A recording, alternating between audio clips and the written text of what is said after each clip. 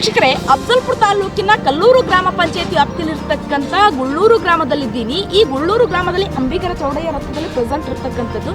ಈ ಗುಳ್ಳೂರು ಗ್ರಾಮದಲ್ಲಿ ಬಂದು ಇವತ್ತು ಕಲ್ಲೂರು ಗ್ರಾಮ ಪಂಚಾಯತಿ ವ್ಯಾಪ್ತಿಯಲ್ಲಿ ಅಂಬೇಡ್ಕರ್ ಮತ್ತು ಬಸವ ಯೋಜನೆ ಹೆಚ್ಚುವರಿ ಮನೆಗಳನ್ನು ಏನಾಗಿದಾವ ಅಂತಂದ್ರೆ ಬಂದಿರತಕ್ಕಂಥ ಮನೆಗಳನ್ನು ಗ್ರಾಮ ಸಭಾ ಮೂಲಕ ಇಲ್ಲಿ ಫಲಾನುಭವಿಗಳಿಗೆ ಆಯ್ಕೆ ಮಾಡಿದ್ದೀವಿ ಅಂತ ಹೇಳಿ ಇಲ್ಲಿ ಲಿಸ್ಟ್ ಕೊಟ್ಟಿದ್ದಾರೆ. ಮತ್ತು ಇಲ್ಲಿ ಗ್ರಾಮ ಸಭಾದಲ್ಲಿ ಇಲ್ಲಿ ಸಾರ್ವಜನಿಕರು ಭಾಗಿಯಾಗಿರ್ತಕ್ಕಂಥದ್ದು, ಅವ್ರ ಹೆಸರು ಕೂಡ ಮತ್ತು ಸಹಿ ಆಗಿರ್ತಕ್ಕಂಥ ಒಂದು ಲಿಸ್ಟ್ ನನ್ನ ಹತ್ರ ಇದೆ. ಹಾಗಾದ್ರೆ ಇವತ್ತು ಹೆಚ್ಚುವರಿ ಬಂದಿರತಕ್ಕಂಥ ಮನೆಗಳನ್ನು ಇವತ್ತು ನಿಜವಾದ ಫಲಾನುಭವಿಗಳಿಗೆ ನೀಡಿದ್ದಾರಾ, ಎಂತವರಿಗೆ ನೀಡಿದ್ದಾರೆ ಅನ್ನೋದು ಸ್ಪಾಟ್ ವಿಸಿಟ್ ಮಾಡೋಣ ಅನ್ನೋ ಕಾರಣಕ್ಕಾಗಿ ನಾವು ಉದಂತ ನ್ಯೂಸ್ ಅವರು ಇಲ್ಲಿ ಸ್ಪಾಟಿಗೆ ಬಂದಿದ್ದೀವಿ.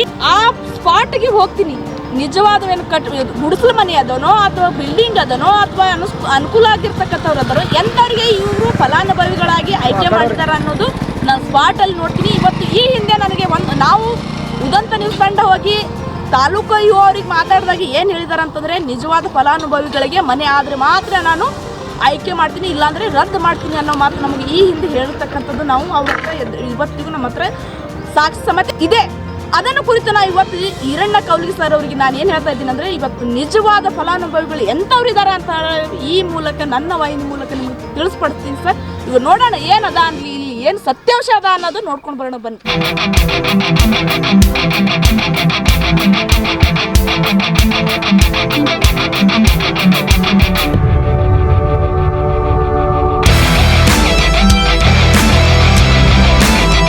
ಏನಾದ್ರು GPS ಮಾಡ್ಕೊಂಡು ಹೋಗ್ಯಾರೇನ್ರಿ ಮನೆ ದುಡ್ಡು ಏನಾದ್ರು ಕೊಟ್ರಿ ಏನ್ರಿ ಮನೆ ಹಾಕ್ಬೇಕಾದ್ರೆ? ಕೊಟ್ಟಿದ್ದೇವ್ರಿ. ಎಷ್ಟು? ನಾ 10 ಕೊಟ್ಟಿದ್ದೆ. ನೀವು 10,000 ಕೊಟ್ರಿ? ಹಾಂ ರೀ. ಮನೆ ಮಾಡಕ್ಕೆ 15,000 ಕೊಟ್ರಿ ಮನೆ ಮಾಡಕ್ಕೆ. ಸರ್ ಇದು ನಿಮ್ದೇ ಮನೆ?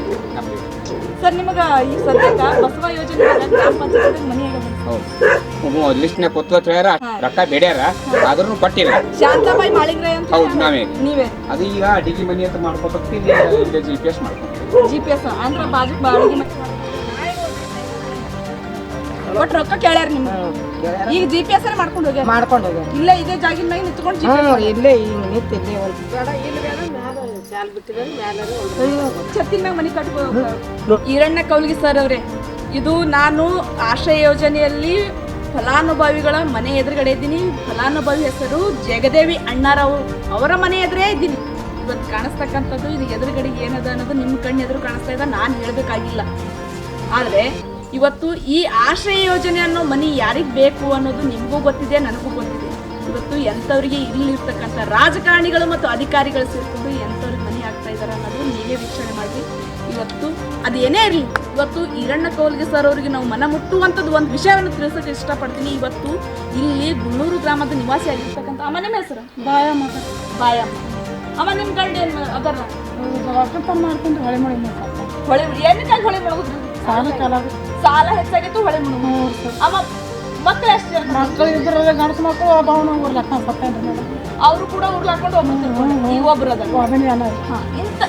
ಮಗಳಿಗೆ ಕೊಟ್ಟೇನ್ರಿ, ಅದನ್ನು ಹುಡುಗ ಗಂಡ ತಂದು ಮನೆಗೆ ಅದನ್ನ ಹಂಗ.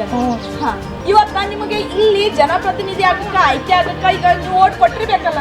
ಓಟ್ ಕೊಟ್ಟಿರಿ ಸರ್. ಮತ್ತೆ ಓಟ್ ಕೊಟ್ಟವ್ರಿ ನೀವು ಕೇಳ್ಬೇಕಲ್ಲ, ನಾನು ಓಟ್ ಕೊಟ್ಟಿದ್ದೀನಿ, ನನಗೆ ಮನೆ ಬೇಕು, ರೊಕ್ಕ ಬೇಕಂತ ಹೇಳ್ತಾರೆ. 25,000 ರೂಪಾಯಿ ಹೇಳ.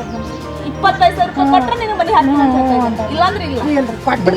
ಮನೇಲಿ ನಾವು ಪುಣ್ಯಕ್ಕೆ ಹೋಗಿನ್ರಿ, ಅವನಿಗೆ ಕರ್ಕೊಂಡು ಮೂಕ ಮಗನಿಗೆ ಕರ್ಕೊಂಡು ಸಾಲ ಮಾಡ್ರಿ.